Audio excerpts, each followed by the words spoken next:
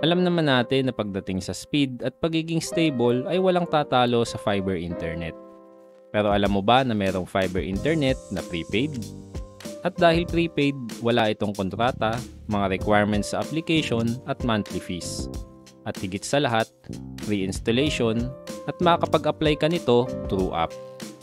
Welcome sa Network Enthusiast PH at sa ating video ay babahagi ko sa inyo ang aking experience gamit ang Gomo Fiber. Disclaimer lang, ang video na ito ay hindi sponsored at ang mga sasabihin ko dito ay base sa paggamit ko ng serbisyo ni Gomo Fiber.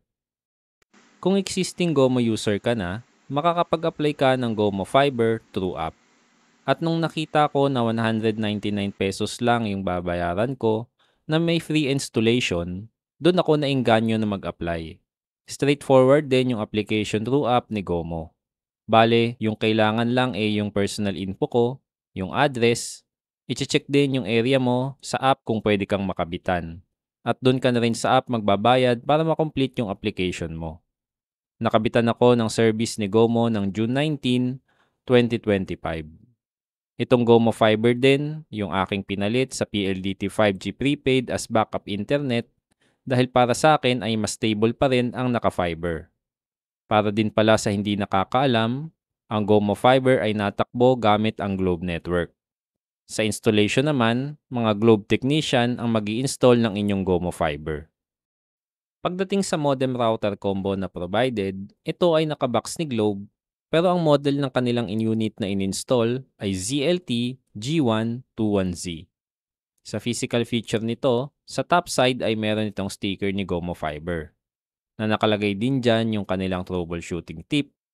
And sa baba, makikita natin yung mga indicator lights nito katulad ng power, PON or Passive Optical Network, LOS or Loss of Signal, at yan ang iilaw pag walang internet connection. LAN indicator, WPSN LAN indicator, at net indicator. Sa gilid nito ay andon yung mga vents at dalawang antena. At sa likod na bahagi naman, yung PON port, Gigabit Ethernet port, WPSNW LAN button, reset button na disundot at power button. Sa ilalim, meron itong additional na vents. Andito din yung mga details ng kanyang username at password ng web UI at Wi-Fi. Wall mountable din pala ito para sa gusto itong i-deploy sa pader.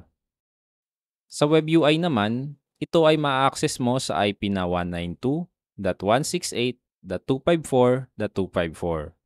Sa features nito sa web UI ay pretty much basic lang din naman yung mga settings nito katulad ng port forwarding, bandwidth control, parental control, firewall na may attack protection, MAC reservation, at iba pa. Pagdating sa performance, ito ang mga speed test na kanyang nakuha.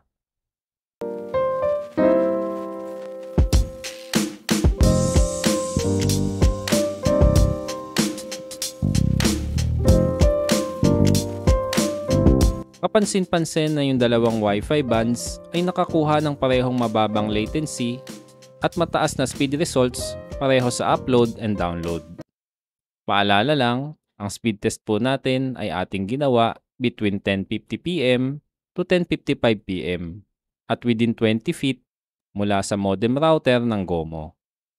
Sa mga promos naman, ito ay maaari niyong mabili through Gomo app. At ito ang mga sumusunod na promos nila as of recording of this video.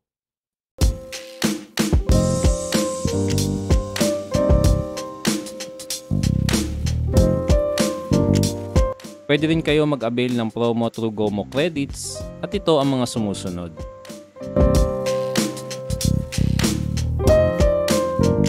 Pagdating naman sa mga cons, kung marami kayong device na gagamit ng Ethernet connection, ay lugi kayo dahil iisa lang ang Ethernet port nito. Rated nga lang din yung router ni Gomo Fiber na hanggang 6 na device, katulad ng kanilang competitor na Surf to Sawa na powered ni Converge. Hindi rin ganun kadami yung features ng web UI ng modem router ni Gomo Fiber. At since Globe Network ang ginagamit ng network ni Gomo, Kung mahina or problemado yung Globe Fiber sa area nyo, ay may tsansa na mahina din yung performance ni Gomo Fiber. Non-refundable din pala yung ginastos nyo kung maisipan nyo magpa-cancel ng installation. Siguro ang pinaka hindi ko nagustuhan sa serbisyo ni Gomo ay yung nagpa-schedule ako ng install na paulit-ulit akong nireschedule. Gumawa rin ako ng video tungkol dito at makikita nyo yung link sa video description. In conclusion, solid internet connection ito kumpara sa mga prepaid Wi-Fi na gumagamit ng cellular network. Dahil sa fiber ito, mas mababa ang latency nito na mas okay na okay sa mga games at video calls. Mas stable at consistent din ang download at upload speed. Kung ayaw nyo ng kontrata, madaming requirements para ma-approve yung installation at monthly fees, ay bagay ito sa inyo dahil ito ay prepaid. Kung nakukulangan naman kayo sa Ethernet port at mas gusto nyo na mas ma-enhance pa yung feature ng Gomo modem nyo, ay pwede kayong magkabit ng third-party router. Overall, satisfied ako sa performance nito dahil nga sa mababang latency at mabilis na speed. Convenient din yung paglo-load dahil through app mo ito gagawin. Pwede ka rin mamili ng data packages na gusto mo na may different speed. Kung ayaw nyo naman ng Gomo Fiber, merong ino-offer yung mga competitor ni Gomo Fiber katulad ng Surf2Sawa na powered ni Converge, G-Fiber ni Globe at PLDT prepaid fiber. So ayun yung ating experience at review sa Gomo Fiber. Kung meron kayong katanungan, please i-comment nyo sa ating comment section. Nga pala, huwag nyong kalimutang mag-like at mag-subscribe at i-click yung bell icon dahil malaking tulong yun para masuportahan yung channel natin.